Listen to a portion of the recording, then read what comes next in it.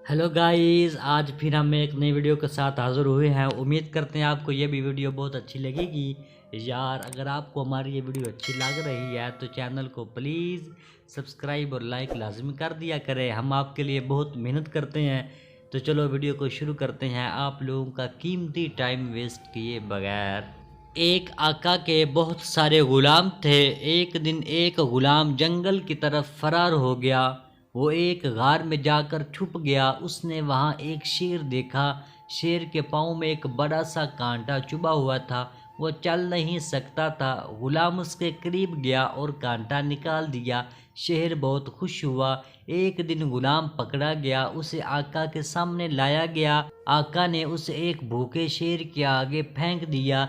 शेर उसकी तरफ दौड़ा, लेकिन उसे मारने की बजाय उसने उसके पाँव चाटने शुरू कर दिए। ये वही शेर था जिसकी गुलाम ने जंगल में मदद की थी। आका गुलाम की रहमदिली से बहुत खुश हुआ।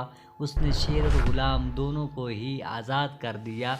तो प्यारे दोस्तों, आज की कहानी से हमने सबक ये सीखा है, कर भला तो हो भला। उम्मीद करते हैं आपको ये वीडियो बहुत अच्छी लगी होगी। तो मिलते हैं नेक्स्ट वीडियो में, तब तक